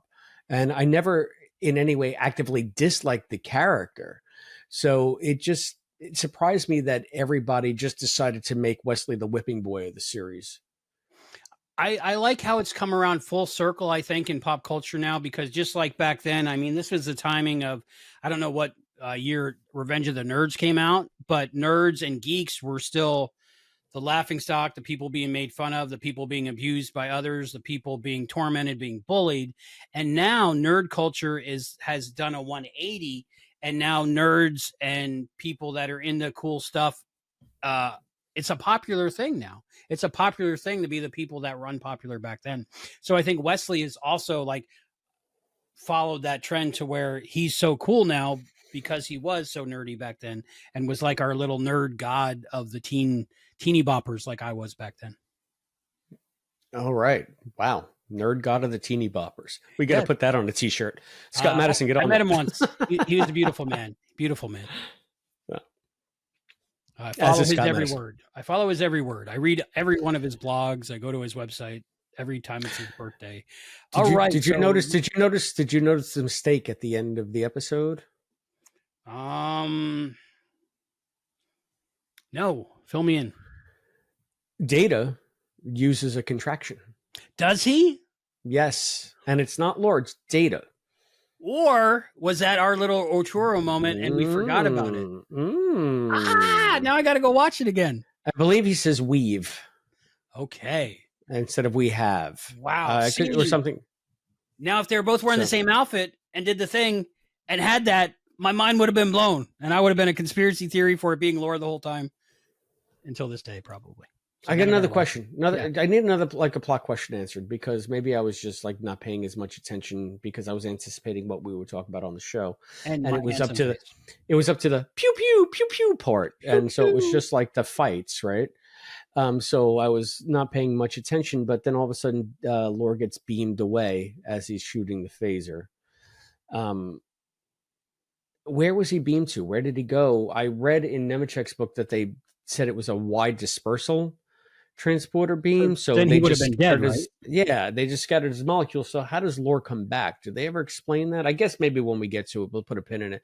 But did they mention on camera that it was a wide dispersal beam, or did they just beam him away? They just beamed him out. And my thought, which they don't say in the thing, is the crystalline entity is taking off, and he's beamed into space. I just figured the crystal grabbed Lore and took him with him. Or maybe Lore just held on to the crystal. Yeah, or because I guess he could survive in space, right? Because he doesn't need oxygen. Yeah, I mean, Data survives in vacuum in Nemesis. If you prick him, does he not leak? So he does have fluids. Would those fluids be made out of antifreeze or something? I have to think that his skin is a good insulator. Yes. You know, but that is interesting. You never really find out about that unless it's in a book somewhere. But I can't think of. He just happens to show up again. And wasn't that in it might have been in Brothers the next time. Brothers, yeah. Unless he shows up by surprise. And they have the recall, so somebody found him and he's something or something. I think it's the Pakleds because he's wearing the moving blankets. He is totally wearing Pakled uniform. Yeah. I have that action figure somewhere, I think. So, all right, that is interesting. So, this is usually where we do the 47. I can't tell you of a thing I care less about than the 47. Okay. But you know what? I love us mentioning it every time and not talking about it. So that's great. That's good tradition. The thing is, even if there is one, I don't think I ever notice it. I didn't notice it in this one, and I would have because I was looking for it. So I don't think it's there yet. Okay. But it's definitely it was definitely an Enterprise, definitely in the other shows we watch. I'm looking around for my glasses. Do I read you the trivia question or do you? Yeah, I think I asked you. No, yeah, I think maybe I asked you during the Enterprise show. I think I asked you last time. It's been a minute. I think maybe you asked me because you were saying we've read these cards. So I think it's time for me to ask you. I have bad deja vu when it comes to that. Yeah. So okay. I have bad deja vu when it comes to that. I feel like we've been here before. Maybe 1,000,000 times, maybe 1,000 times. All right. Are you ready, sir? Are you ready for your 3 questions? You got me for 3 questions. In the movie, The Wrath of Khan, who is Captain Spock's protege? Saavik. Lieutenant Saavik. Thank you. I was going to call you. I was going to take off half a point. All right. That's correct, by the way. Kirsty. In the next episode, or Robin Curtis, in the Next Generation episode Lessons, what instrument does Captain Picard play during his duet with Lieutenant Commander Nella Darren? Ooh, Darren. She was a hottie. Was it a Resican flute? That's what it says. Yay! That he learned to play in The Inner Light. That's exactly. And it wasn't his arms. Did you know that? Yeah, it's not his fingers. Yeah, and I never knew it. I watched that episode probably 40 times before I found that out, but now that I see it, you can't unsee it. You can't unsee it, exactly. I don't know why they did it that way, but anyway. Yeah, because so weird. Patrick Stewart definitely would have learned the fingering in that, I think. Right? And it's all fake fingering anyway. And speaking of fingering, you can check it out on OnlyFans /Treksploration. Speaking of fingering your flute. Yep. And let us know how you would like Chris's feet. Wow. And he will paint them for the right price, right? Well, yeah. Well, we can talk. Autograph pics, use socks, the whole works. What nickname for Star Trek Deep Space Nine fans was derived from the episode "Take Me Out to the Holosuite"? Is it Niners? It is Niners. Hey, I didn't know that. That's cool. Yeah, I don't know that I've ever been called a Niner. I guess we're Niners. I want the baseball uniform so much. When I was in Vegas, a lot of people had the baseball uniforms on and the baseball hats. And I was like, That's cool. I want them. Like, I want to go to a baseball game representing the Niners. Well, I mean, I'm sure they're out there somewhere. You can probably snow one. You're pretty good at they're on eBay, I think, and from China. No official ones, I don't think. But by the way, you got 3 out of 3 questions correct. 3 out of 3. So you win the prize. Woo! Now, I don't have a Trek and Tell. So what is your Trek and Tell? This, my friend, is my Trek and Tell. I have many other Trek and Tells, but this, as you know, I'm trying to quit eBay, but it's not working. You are addicted to eBay, man. I think I am. I sent you a picture of what I bought tonight, right? I feel like you're addicted to eBay and OnlyFans. Go ahead. Well, Star Trek content on OnlyFans. Okay, so I'm going to open this up. I can't. Doing an unboxing. You might know what this is. We talked about it. I did not have it, but now I do have it. Looks a little furry. I don't know. There's some paper there. You got to hold it a little stiller. As in Ben? As in Jerry. Okay, I'm going to open it. Jerry, I can't. I got a lot of problems with you people. Now it's time for the airing of the grievances. In the aisle, fighting over a doll for my son. I thought there had to be a better way.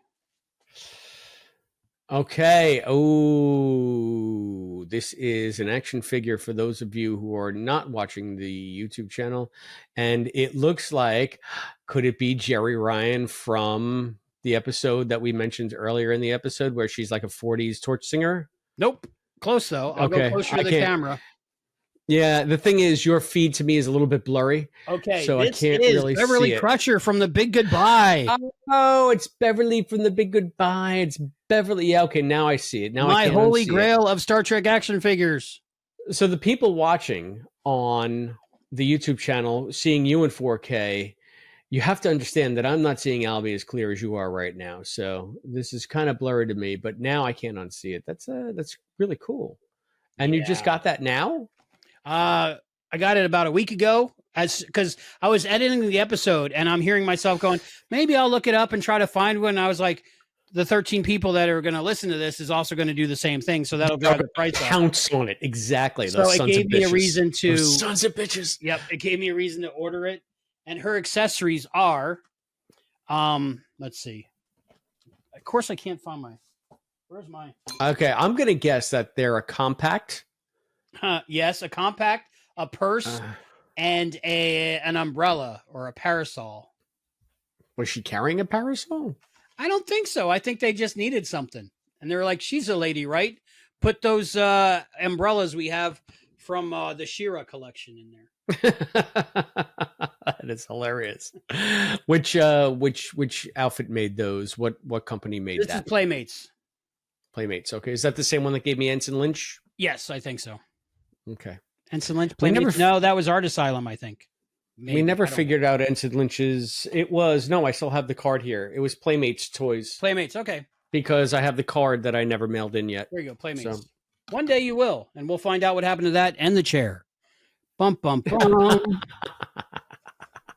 But we'll save that. We just found out about the grill, so. Are you ever going to open that, or is that going to stay mint in package? If I'm the last man on earth and I need to cuddle with someone, I'll open it. Okay. I'll just hold her in my hand. I mean, fair enough. Fair enough. But this, my friend, is a lady. Whoa. to quote Tom Jones. So I'm very happy to have this. So that's my Trek and Tell for this episode. Beverly Crusher from The Big Goodbye. Very nice. Thank you. I'm in love. I'm gonna give you big props for that one. You ready for my Beverly Crusher story? We got about 5 minutes, 10 minutes left. Oh, we got a Beverly Crusher story. Well, my Gates McFadden story. So, as you may remember, there was an erstwhile Mrs. Burge. Yes. I went to this Star Trek convention in Orlando. It was the one where the Next Generation was doing a tour all together. So it had like the main seven, including Wesley, and I think John Delancey was also joining them on stage during the tour or whatever. And Cool. So it was the first time I met Gates McFadden in person, and we got the photo op with her. And she's holding Serenity in the photo, and Serenity's playing with Gates McFadden's necklace and stuff. Later on, I think the same day or the same weekend, I went to her table. I donated to whatever theater troupe she was supporting. She was there to support some kind of theater group because she's a theater person. And it was like slow and stuff like that. And Rennie needed her diaper changed. She was still like a few months old, maybe 8-9 months old out of utero. And so her mom took her to change her just because she had the diaper bag or whatever was easier that time, or it's her turn, or maybe because I was more into Gates McFadden than she was.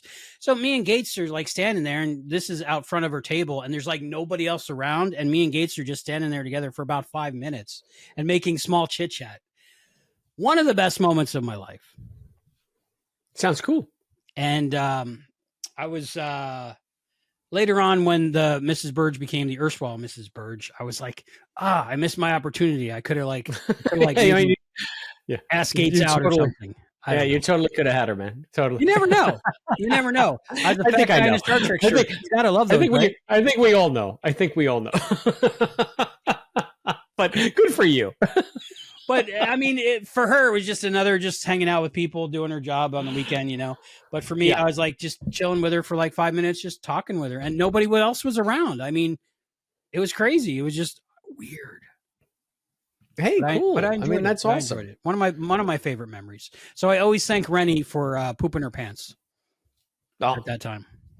Thank you, Rennie. Rennie. Had a diaper on, of course, so she didn't really poop her pants. But everybody down below in the comments, thank Rennie for pooping her pants. She doesn't remember it at all, but I remember it. So we'll remember it for her. Yeah, it was a great memory. One of the few times I met Gates McFadden. But there you go. So Gates McFadden. Now you have now you have to find her again so she can sign that. That's a good idea. Yeah, Serenity has the signed Marina Sirtis one. So cool beans, man. Yeah. Good story. All right, so now what do we do? Final thoughts and ratings. Let's give your final thoughts. See if me talking about my love of Datalore changed your final score at all. No, I mean, quite frankly, I don't think Data needed a backstory. And if you're going to give Data a backstory, this was not the backstory to give him. No. I just thought it was an awful plotting episode. It's not a good example of Star Trek. It's not a good example of TV, and it does the character a disservice. I find it boring. I find it cliche. I find it just ridiculous that this is the origin story for a science fiction character. It should have been on a sitcom somewhere. And I get it. Brent's having fun, but if you take this episode out of context of everything that gets built from this episode that fans love so much, and just examine it as an episode in and of itself, it's terrible. It's terrible on almost every level. So for that reason, I give it -5 face twitches out of 10. How about you, sir? Well, I'm definitely Albie. That's for sure. I would have to disagree with you, respectfully disagree with you. This is one of my happy episodes that I come to. Again, it's more of a feeling for me. I don't know what that is, but it's that original series into Next Generation eerie feeling, maybe from the music, maybe from the lighting, maybe from the pacing. but it feels very original series to me. It's still not to their, season 3, season 4, where you actually get into next gen. So the feeling I love the work Brent Spiner did. I love the technical work. If you watch the Blu-rays, there's a thing about how they had to redo the whole crystalline entity, but they made it as close as possible, and the different remastering techniques. I would have liked to see more of a behind the scenes of the compositing of the 2 shots and different things, and maybe an interview with the body double. Because I'd love to know more about that, because I'm just fascinated by, when they lock off a camera and they have one actor play multiple parts. I love that. And I enjoyed seeing the origin story and what it brings later on with Sung and Lore and the Borg, and maybe Data has a mom. We found out about Data's dad. Maybe Data has a mom. We find out about could be. We find out about, in Enterprise, the more history about maybe what caused this to happen. So as a Star Trek, let's say milestone, I have to give it a lot of credit, because it definitely sends stories in a new direction. Episode on its own, I enjoy it. I'm going to give it 4.5 bogeys coming in on a 5 o'clock tangent. Wow, that was so dumb. Not you. That was almost a woo-wee. They were definitely trying things with LeVar. They're like, maybe you're a secret cowboy. Maybe you're a World War II fighter pilot. I don't know what you are. Bogeys coming in at 5 o'clock. They were just describing how they have to fly the ship in 3 dimensions. And now we're talking about bogeys coming in at 5 o'clock. I told you, fucking stupid episode. Anyway. It might be too many cooks in the kitchen. It might be because it went through too many hands. I'd be very interested to read the original script. I know we have a friend that gets original scripts sometimes, so that might be something. Yes. She's very resourceful in that regard. She's a media archaeologist or something like that. Archivist. No, she's not the archivist. We've met archivists though, but she's the archaeologist that uncovers. Oh yes. She's a discovery. She's dun dun dun dun dun dun. What she's her own Indiana Jones. What you think of this? You can tell us at patreon.com/Treksploration. All right, I kind of lost the thread of it at the end there, but so I got a lot of problems with you people. You love this episode. You hate this episode. You got a lot of problems with this episode. Let us know. It gives you the one fuzzy feels this episode. Patreon.com/Treksploration. Let us know. Comment on our YouTube channel, youtube.com/Treksploration. If you're not already watching us there right now, go down below. Comment. You can get us on Instagram, Treksploration Pod. You can access Treksploration. Email treksplorationpod@gmail.com. Call us on the phone and sing us a ditty about Data and Lore, 707-847-6682. Or send us anything you'd like to the P.O. Box, P.O. Box 542, Bayport, New York, 11705. That's P.O. Box 542, Bayport, New York, 11705. I personally would like to receive a trilby from one of the fans. So, Albie, what? So, before we say what's coming up next, I have to say my favorite meme about Brent Spiner and Data is find someone that looks at you or feels about you the same way Star Trek feels about Brent Spiner. Because at like 70-something years old, they're pulling him out for Picard season 3. And, he's 3 different characters, and it's just great. Just keep bringing him back. I don't care. I want to see Star Trek Data. There we go. More and more Brent all the time. All Brent all I love the it. time. I love him. He's great. So is there more Brent in the next episode we're doing?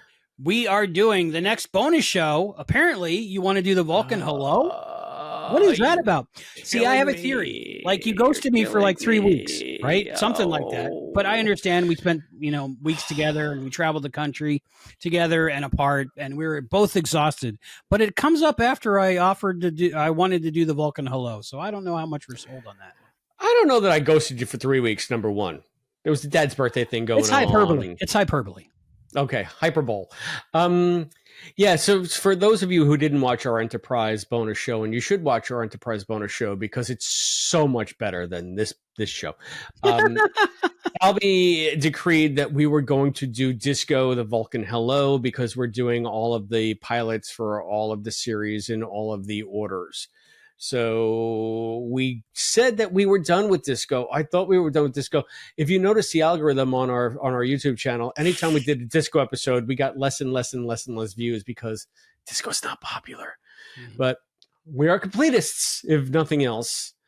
And now we have the entire series of Discovery in retrospect to keep in mind as we watch the Vulcan Hello. Will it change how we feel? Expectation. Yeah, right. So, I don't know. Maybe it'll seem like an interesting revelation compared to what disco became. I don't know. So we're doing that at some point. Yep, and it'll be make or break for us. We're either going to say, okay, we'll keep going, or I think we'll throw it out for good. We'll have to see. It'll be interesting. Okay. And as far as our next generation rewatch is going, next up on our TNG one is Angel One. Angel One. I forget what that one's about. Women are in control of the society. So it's Women. what would you call that? That's Matriarchal Matriarchal society? Matriarchal society. Yep. And we get to see Riker in that blouse that shows most of his dress. So I'm thinking, much like we dressed up for the big goodbye, we should both get open blouses and show off our chest hair. I got to grow mine out, I think. Sounds good. Sounds good for the OnlyFans. And exactly. So that comes up with our OnlyFans. It'll be perfect. So we'll see. Maybe we'll do 2 versions of that. I'm sure there's some people out there that like to see that. So I'm excited to talk about Angel One and the Vulcan Hello. I'm excited to talk about at least one of those things, but I'm always excited to talk to you, my friend. I am too. So for Treksploration, I'm Albie. And I'm Chris. And we'll see you next time. You angels, you.